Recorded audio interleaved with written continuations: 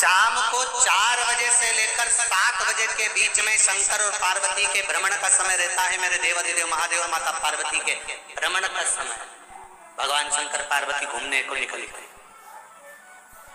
इसलिए हमारा सनातन धर्म कहता है शाम के समय पर माताओं को झाड़ू नहीं लगाना चाहिए, शाम के समय पर माताओं को चूड़ी बिछिया नहीं बदलना चाहिए, शाम के समय पर माताओं को मांग में सिंदूरा नहीं भरना चाहिए, शाम के समय पर माताओं को बाल नहीं बांधना चाहिए, शाम के समय पर माताओं को चौखट पर नहीं बैठना चाहिए। उसका कारण क्या है? क्योंकि पार्वती जी ने भगवान भोलेनाथ जी से कहा था कि तुम मुझे रोज शाम के समय प्रदोष काल में भ्रमण के लिए लेकर जाते हो, मेरे लिए आज्ञा क्या है? शंकर भगवान ने कहा सुनो पार्वती, मंदिर के अंदर नंदी रहता है, जाने वाला यात्री जब मंदिर में मेरा दर्शन करने आता है तो नंदी के कानों में कहकर जाता है कि शिव जी को मेरे यहाँ लेकर आना।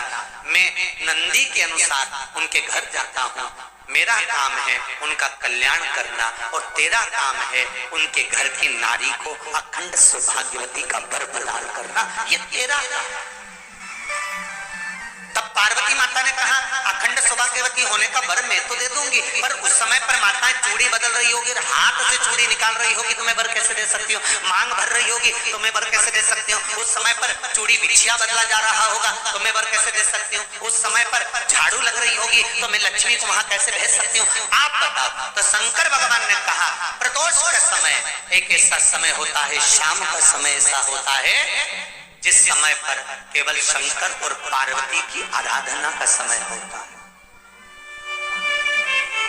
हम तो कई लोगों से कहते हैं अगर आपके यहाँ संपदा नहीं आ रही है, बहुत मेहनत कर रहे हो, फल नहीं मिल रहा, कहीं नौकरी, कहीं सर्विस या कहीं व्यापार या व्यवसाय में कहीं तकलीफ आ रही है, हम सबसे कहते हैं शाम का समय पकड़ लो, शंकर जी के मंदिर में दिया लगाना प्रारंभ कर दो। शिव मंदिर में अगर दिया नहीं लगा रहे हो तो बेलपत्री के पेड़ के नीचे दिया लगा। बेलपत्री और शंकर जी के मंदिर में दिया नहीं लगा रहा तो शंकर जी के मंदिर के बाहर चौखट पर दिया लगा। इतना भी नहीं कर सकते तो अपने घर के बाहर अपने द्वार पर दिया लगा दो, पर शंकर जी के नाम का श्री शिवाय नमस्तुभ्यं बोलकर शंकर भगवान को याद कर कर अपनी कामना कर कर बाबा का स्मरण कर कर पंचाक्षर मंत्र नमः शिवाय, षडाक्षर मंत्र ओम नमः शिवाय, द्वादशाक्षर मंत्र ओम नमो भगवते वासुदेवाय, जो मंत्र तुमको याद है उसका स्मरण कर कर लक्ष्मी हो चाहे नारायण हो चाहे राम हो चाहे कृष्ण हो, स्मरण कर कर शाम के समय बाहर दिया लगा दो, दरवाजे के पास लगा दो। वो सुनेगा जरूर, आएगा तो उसका वेलकम जरूर होगा और वो कुछ देकर जरूर जाएगा। नियम तो बनाओ, उसकी चौखट पर जाकर कहना होता।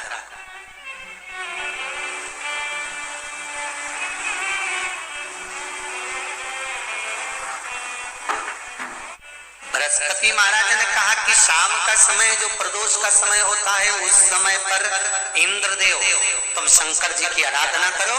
शिव आराधना से शंकर जी जो मार्ग प्रशस्त करेंगे, शिव आराधना से जो शंकर जी कहेंगे वो तुम करना, ठीक है? आराधना करी बाबा भोलेनाथ जी।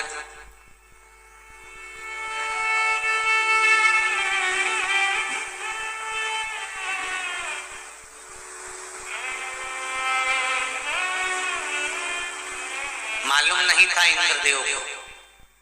बृहस्पति महाराज ने प्रदोष की महत्वता समझाई तो प्रदोष का समय जानकर शंकर जी पर 7 बेलपत्र प्रदोष के दिन इंद्र ने समर्पित कर दी बिना सोचे।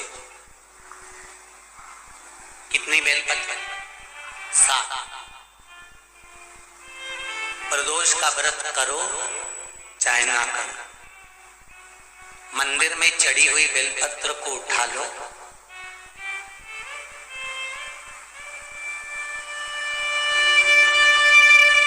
बेलपत्र का ब्रह्म कमल बना लो,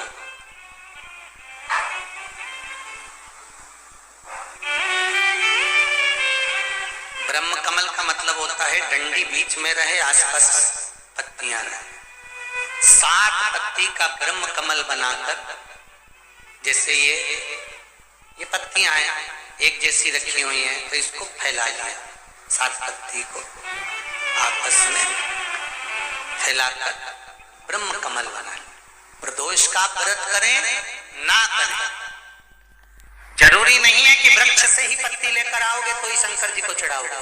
शिव जी पे से चढ़ी हुई उठाकर धोकर ब्रह्म कमल बनाकर बाबा से विनय कर कर, हे प्रभु आज मैं इस काम के लिए जा रहा हूं, बाबा मेरा यह कार्य है, बोलकर श्री शिवाय नमस्तुभ्यम बोलकर शिवलिंग पर समर्पित कर। दिन भर के प्रदोष व्रत का फल बाबा एक बेलपत्री समर्पित करने पर ही प्रदान कर देता है। शिव प्रदोष व्रत कर रहे हो उससे बढ़कर कोई प्रसन्नता नहीं, पर नहीं कर रहे तो प्रदोष के दिन या 12 महीने शिवरात्रि आती